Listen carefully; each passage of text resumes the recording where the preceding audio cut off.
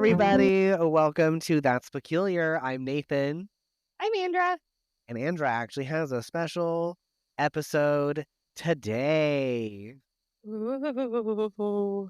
We're going to be talking about the history of Halloween. The history, as in like all of the history of Halloween. All of the stuff that I researched. Everything that I had time to look up. I did a pretty deep dive on it, so I would say so. But Okay. I have a fun fact that the tiny pocket, A fun fact. I've been waiting. Yeah. The tiny pocket in pants, like, you know how there's always like a Yes. little pocket? That was Uh-huh. actually meant for pocket watches. I knew that. That's what it was created for. Yeah. Would you know what the name of the plastic thing is on the end of your shoelaces? It's like a Called ding It's called an aglet. aglet. I know it was something weird. Yay, fun fact. Mm-hmm. Okay, so let's get into it. Let's do it. So, the history of Halloween starts with Samhain, which, if you look at it, it's spelled like Samhain, Oh, but yes. it's Samhain. I always say Samhain because I don't know how to say it, apparently. Well, it's Samhain. And I Sure. looked it up. That's how, and I even listened on other videos. That's how they said it. This has been known as the earliest Halloween tradition, dating back to ancient Celts more than 2,500 years ago. How long? 2,500 years ago. Dang. Okay. Yeah. So Samhain is also the modern Irish word for November. And you said it was from the Celts, right? Mm-hmm. Okay. Samhain was celebrated about halfway between the autumn equinox and the winter solstice. Which This was also, falls around. it's about the same time. This Okay. was also considered the new year for ancient Celts. So the world began in darkness. You know how it's the darkest part of the year? Yes. This was the transition to the darker half of the year. Okay. And this is what they started the ancient Celts started their new year as. I don't think I'm a fan of that. Why? They started in the dark. I mean, I get that the world started in darkness, but like to make up the beginning. But of course, I grew up Christian, so in the beginning, it started with "Let there be light." That's just me. Yeah. So I don't know. I To each their feel own. like Not judgy. It's just different. I feel like I understand it because this is also like the farm time. So this is when things would like start dying. I think it makes sense. And then they plant for like a new year to come around spring growth. It just sort of like sounds like they kind of worked in that kind of clock more on like farming and stuff. And like this is the transition of that. Oh yeah, it makes sense to me. I'd never thought about it that way, where you would start in the dark and then come to the light and then make it longer. Right. Yeah, definitely is a little straight. Like we would basically be a new year now, starting in a couple of weeks. Happy Samhain, Happy New Year. Mm-hmm. The original celebration actually lasted for 3 days and was considered to be the time when the veil between the human and spirit realms lifted. That has stayed the same, basically. There was also the time of year for harvest and winter preparations. So after the harvest, there was a big feast with abundance of food and alcohol. This is also time period for business to be completed. So like trials, inaugurations, debts paid, like anything that needed to be done. This was like the end of the year. It's time to do it. You're putting everything to bed because it's nighttime. Right. That's good. Any sacrifices would be made to the new Samhain fire. So they always had a fire during the 3 days. Mm-hmm. And they called it bone fire, which is actually how we get the term bonfire. Thank God, I love it. Thank you. Yeah, of course. I was so excited, and Jack's been wanting to hear this episode for a while. So he kept asking me questions about Halloween, and that's the only thing I shared with him. I am so stoked. I love that. I now know why it's called a bonfire. Yeah, I've always wondered too, and then I came across that, and I was like, oh, cool. Cool. Fun stuff. Historians believed that at this festival there was dancing, sacrifices, costumes made of animal pelts. Mm-hmm. So they used to wear like just masks and stuff. It was believed that they would dress up in costume or even as ancestors to confuse spirit. Interesting. Yeah. Young men sometimes dressed as women and vice versa for women, which I thought was super fun. That is very interesting information. Yeah. In ancient Celt culture, Druids were high-ranking, often religious leaders. The Druids were known for practicing divination during this time. Divination, for anyone who doesn't know, is the practice of seeking the future or unknown using like supernatural ways, power. This is super interesting to me because nowadays in a lot of religions, supernatural anything is against the belief and is Yes. especially not practiced by a religious leader. Yep. But the Druids were known for this, and they were also known as like high priests. I have to say, though, it's weird because the Christian faith is you would have a lot of times like a pastor would have a prophecy that was given to him. So Which feels like divination. yes, so religions have it, but they call it different things, and then they say that divination is bad in other forms of beliefs and practices because it doesn't match what they want. It's a very Right. interesting. There's so many things I feel like there's so many things in so many religions and spiritual practices. They all align and they all call it different things, but Yeah. a lot of people don't want to acknowledge that part. There is a lot of things that line up. Even the same stories that are told are in other religions. It's Yeah, just a person with a different name. yeah. But there's like, for example, there's a lot of virgin birth when it comes Mm-hmm. to like the Christmas time. There's a lot of virgin births when it comes Egyptian, Christian beliefs, and I'm sure a lot of Even other beliefs. the ear ear Iloquist. It's the Indian story of creation. Even they have that. Oh, interesting. See, virgin birth, all that. Indian Native American. When I say Indian, I meant Native American. Okay, cool. Anyway, Magical beings called Ishi. It looks like AOC, but it's Ishi, was seen during this time. And I had to look up a lot of pronunciation. mhm. This, as many different legends told from this time period that have mixture of human and Ishi. So it's magical beings. Okay, The Hill of Ward is where Samhain is celebrated. Surrounding areas like this area is the Hill of Ward show early signs of pagan practices dating back to more than 2,500 years ago. okay, So they're saying like paganism, actually I'll get to it. I have a couple of notes in here that I'm pointing out stuff and I'm jumping the gun. okay. Paganism is a spiritual movement that surrounds around four major things.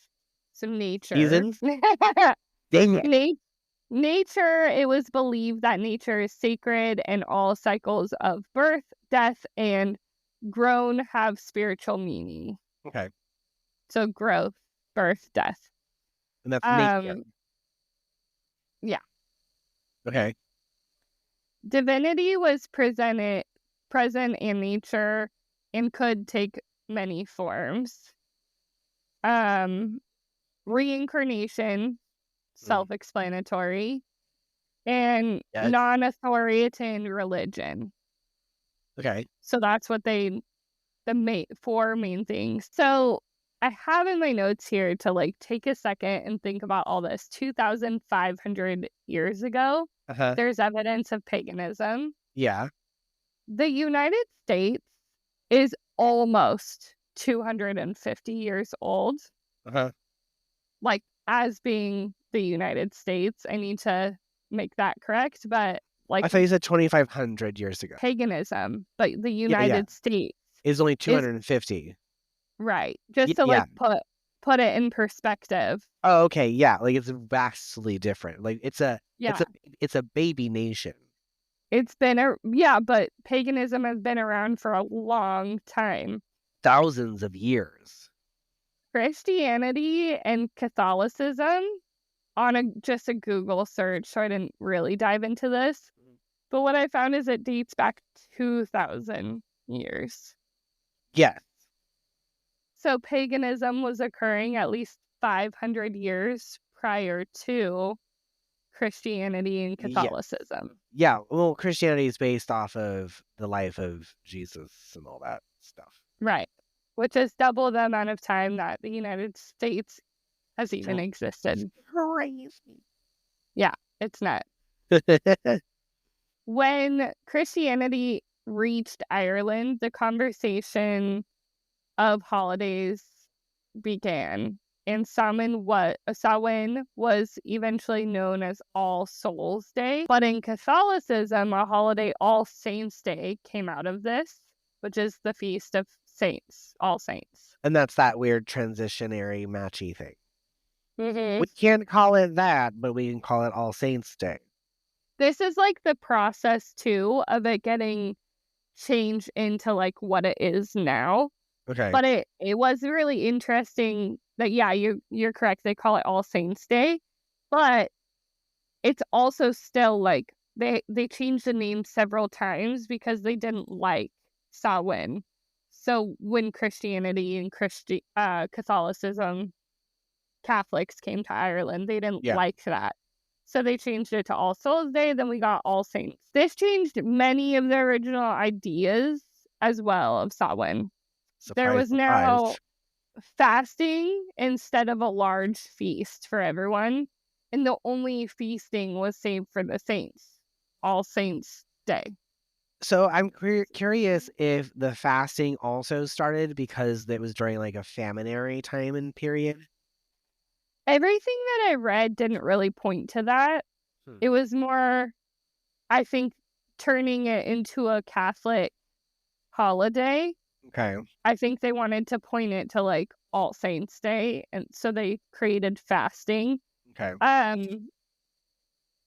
Yeah, I don't think this was during any sort of time frame where it was an issue, because I have it next in my notes. Oh, okay.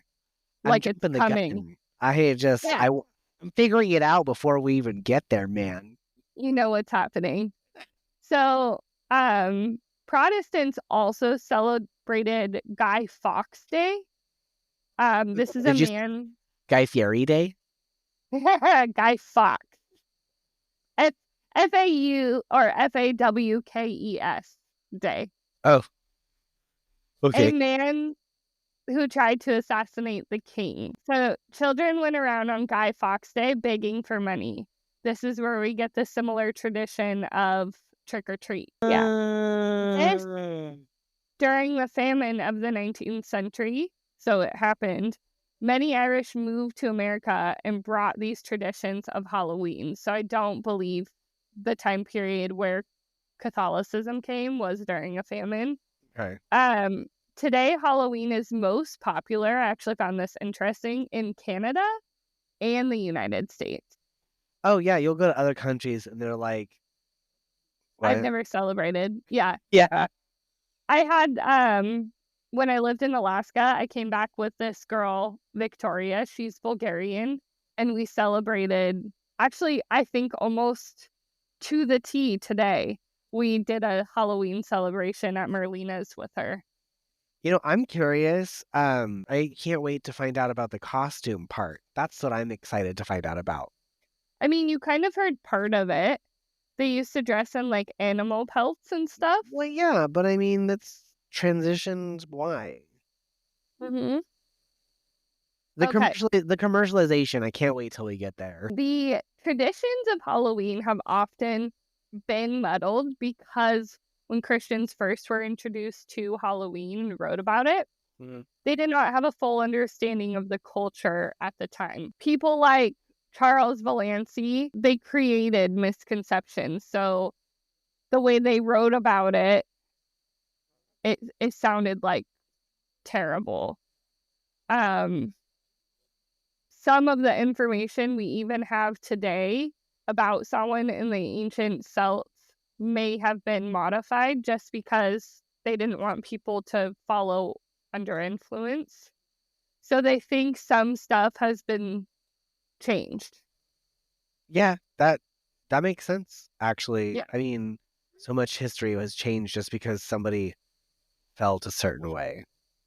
Right. But I do want to really dig into that because even what we know today, it could have been a little different Hmm. just because people wanted to change it. I'll be right back. I'm gonna flip the light on. We're getting to the darkest part of the year. We are. It's already 6:30 and it's so dark. Yeah. Okay. The hardest thing about any piece of literature or idea is that it's once been translated. Mhm. It is hard to say that there's ever 100% truth if something has been translated because it's kind of like playing the telephone game. Yep. The Irish originally carved jack-o'-lanterns out of turnip. Yeah. But today, we more commonly use the pumpkin. Pumpkin. The idea of jack-o'-lanterns came from the tale Stingy Jack. Dingy Jack. Does Mhm. Jack know about this? Yeah, I think I did kind of actually mention it, but so Stingy Jack lived a life of sin, and he was banned from heaven and had to walk between heaven and hell. So also known in some religions as purgatory. It's weird. Okay. He used a lantern made of the tale goes that he Yep. used a lantern made of turnip and with an ember from hell to light his way to con people when the um gate fell. I want to know why a turnip. It didn't say. I think the Irish locals would carve out a turnip. I think it was more of it readily and available. Okay. And they would so local Irish locals would carve a turnip and then they would light it with a candle and this would protect themselves from Stingy Jack because he would go into dark areas to trick people. And he would trick people to follow him? Steal their money or do anything sinful. So he was just a jerk and he was always. Yeah, kind of like a con artist and Okay. stuff. Gotcha. Mhm. It was changed to pumpkins when the ideas came to America because pumpkins were easier to carve. Lazy Americans. It's bigger. It's easier to carve. Mhm. Yum. Pie. And pie. Do And pie. you do anything special with pumpkins? Besides carve them? Right. No. No, like you don't roast No. the seeds, you don't do any of that? I've never roasted the pumpkin seeds. I've always scooped out its guts and been like, you know what? I'm gonna do seeds this year, and then I just throw it away. My cousin always does pumpkin seeds, and they're apparently not that hard. You just kind of have to sift through the guts. Yeah, I've heard But they're not hard, but I'm also one of those. I'm putting myself on blast here, but I guess they're like sunflower seeds. Where you're supposed to break off the casing and then eat the inside, the meat. mhm. I didn't know that when I was younger, so I just ate the whole thing and I eat the whole pumpkin seed. That's what I did, but apparently you're not supposed to do that. I don't know. I did. That's what I did, and then someone one time some random person was like, "Oh, you eat the whole thing," and I was like, "Aren't you supposed to do that?" And they were like, "No, it's like a sunflower seed where you crack it open and eat the meat inside." I Well, just, nothing's ever happened to me, so me neither. It caused such weird trauma, guilt, I don't know, embarrassment that I just stopped eating sunflower seed. Not sunflower seeds. pumpkin seeds. I haven't had a pumpkin seed since. Well, you should change that because I eat the whole pumpkin seed, but I also eat skins of kiwis. So I might not be the best role model.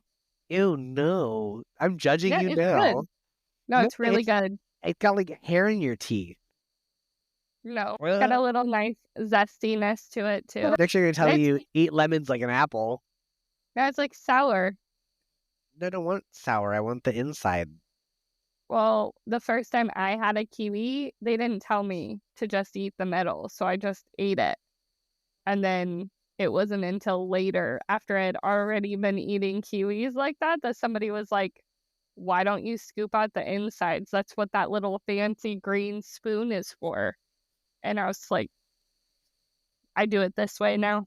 I no longer feel guilt and shame about eating pumpkin seeds whole. You're welcome. Thank you. So for me, we painted pumpkins. Christina and I did, and Emma. We painted them early this year because it's way too early to carve them. Yeah, they'll go But I bad. also found a recipe, and I'll send it to you, and maybe we can even link it somehow. But there's a recipe I found on Instagram. Shout out to that girl. And she makes a meal in a pumpkin. What? No, it was like rice, beef, tomatoes, and like other vegetables. And then you also carve you clean out the inside. Yeah. You put everything in, and then you use the little top that you carve as a lid, and it creates like a whole thing. You poke holes in the pumpkin, and then you can eat the pumpkin with your meal. Yeah, send me the link because I want to try that now. Yeah, I'm going to. I want the rice, and I hope there's meat inside of it. Ground beef. Ground beef. Yes, that's right. You said. Yeah, and like tomatoes and stuff. Their inside sounds really good. I'm concerned about the pumpkin part. And like seasoned. Yeah, I was too, but I watched her and she said it's just a 4-pound pumpkin. It's not anything special, and you just go to the store, you poke holes in it, and you cover it with foil, but you use the top as a lid. Right. So I'm going to try that, and I'll send it to you. Yes, please. And we'll link it in the show notes. Instagram. We can try. It's on Instagram, and you might know how to do that. I don't. What I can do is use that recipe and then find it somewhere and link it perhaps. I don't know. We'll figure it out. We have a window over here. I'm so sorry. And Jack just held up William, and all I see is him just pop out of nowhere. Okay, I'm so sorry. So how did we get the rest of the traditions today? Yes, Trick-or-treating, costumes, parties, etc. Well, those two things are split actually between the United States and Canada. So in Kansas, the Halloween tradition of parties, costumes, and feasts came back when one woman, her name's Elizabeth Krebs, tried to stop the antics of young local people from destroying the town. So they used to like go out and cause mayhem on Halloween. Okay. So this is all the way back in the 1900s. Her first party dates back to 1913. She threw a party. Right. She was like, everybody. All these youngsters are crazy, so I'm going to throw a party and invite them. Right. That's exactly what she did. Elizabeth Krebs was originally from Switzerland and moved to the United States in 1855. She worked with the local civic club. So it's like a club that just kind of like those suburbs that have like the watch groups and stuff. like the neighborhood watch group. This is a local civic club. She worked with them to create a parade, party, and dance, and they called it the Halloween Frolic. That was so cute. I'm going to the Halloween Frolic. Will you be my date? Yeah. So, meanwhile, in Canada, children went door to door for candy in exchange for leaving the house alone and not vandalized. How do you negotiate that? I promise if I can leave the house by myself and ask for candy, I won't vandalize. Or was Well, it it's getting the trick. candy that kept you from vandalizing? That's it. It's trick or treat. So give us Give a me, treat or I'm going and to we won't. vandalize. Gotcha. Right. Okay. It was funny how Halloween really turned into kids' holiday by force, because people think kids are bad today, but these kids would just like, give me candy or I will destroy your house or Oh, town. I will take everything and destroy it. Yeah, I can't imagine children doing that today. I Where can't. like some local is just like, these kids are crazy. Let's throw them a party so they are watched. We might need to do that again because these kids are no cap. They're crazy. No cap. Interesting choice of words. You don't know what that. You know what that means, right? No. A cap is a lie. So when you say no cap, you're like, I'm not lying. Why would I know that? I also just learned that kids call feet dogs. Feet have been dogs for a long time, but dogs are barking. It's your feet. I didn't know. We're gonna have to give you a generational language. I'll gladly stay to like here. Okay. You know? No cap. I don't like that. When I think no cap, I think like you're saying there's no cutoff. I'm free to do whatever. There's no cap on me. Yeah, no. No cap is I'm not lying. That's stupid. There are many other cultures, as you know, that have celebrated something similar to Samhain. Mexico has Day of the Dead. China has Dia de los Tomb Muertos. Sweeping Day. Tomb Sweeping Day? Tomb Sweeping Day. And everything shuts down. You can't get a hold of China on Tomb Sweeping Day. And they go to their place of rest and sweep? That is unclear to me. And if I'm being honest, I didn't Google Tomb Sweeping Day. How could you know? Google Tomb Sweeping Day? I just know, because it could be a whole episode on its own. I just know that working at UV Skins, we could never contact China on Tomb Sweeping Day. What day is Tomb Sweeping Day? Halloween. Oh, October 31st is Tomb Sweeping Day in China? No. Okay. Right. Then lies. No, I actually feel like it was at a weird time, like February or something. But Mexico has the Day of the Dead, and that's something similar. It's like in November 1st and 2nd. Mm-hmm. You get to... Have you seen Coco? I love Coco. Of course I've seen Coco. You get to talk to the spirits, your ancestors. It's so cute. I love Your that ofrenda? movie. Yeah, so Tomb Sweeping Day is April 4th. Okay, I knew it was kind of... Well, at least in 2025, it's April 4th. So it's on Friday. I kept thinking February, so yeah, that makes sense. So I guess it kind of has to do with Qingming that's the name of the festival, is Qingming. And it looks like it's kind of tied to their New Year's. Okay, but what do they do? Do they sweep tombs? They pay their respects to their ancestors, and they do this by visiting and cleaning the grave sites of their ancestors. So they sweep the tomb. Literally tomb sweep. I vote that America gets this holiday, because how many tombs aren't even visited? That's so true. And how many people are buried in the ground? It's so true. Also, I can't put anything on any tomb of my relatives because stuff will get stolen. Oh, absolutely. So if we just had a day where everybody came and put stuff and cleaned the tombs, maybe less stuff would get stolen. So that is the history of Halloween. That's so interesting. So why did corporates get so involved with this? They just see money? It's just money. Okay. Yeah. So I didn't dive into that part because I was just doing, like history of it, how it really got started. Because I feel like that that part is what's talked about. People are like, oh, I don't like how commercialized Halloween is. Yeah. And stuff. So I wanted to tell the details of how it got commercialized, and the trick-or-treating came really from Canada, and the idea of a party came from Kansas. That's so interesting. Like, from Kansas, from a lady from Switzerland. Elizabeth Krebs, Huh. I like it. who didn't want her town to be destroyed. Stop vandalizing. I'll throw you a party, I promise. Yeah, well, just me and the local civic club. Well, thank you so much for sharing the story of Halloween. Samhain. Samhain. Yeah. Samhain. Well, yeah. Well, remember, make sure you check in with us weekly for new episodes. And make sure you like, comment, subscribe, share, talk about us, please. Give us love. Give us all the love. And we'll talk to you later. Bye. Thank you for joining us on That's Peculiar. If you have a peculiar story you would like to hear, please send us an email at perpetuallypeculiarpod@gmail.com.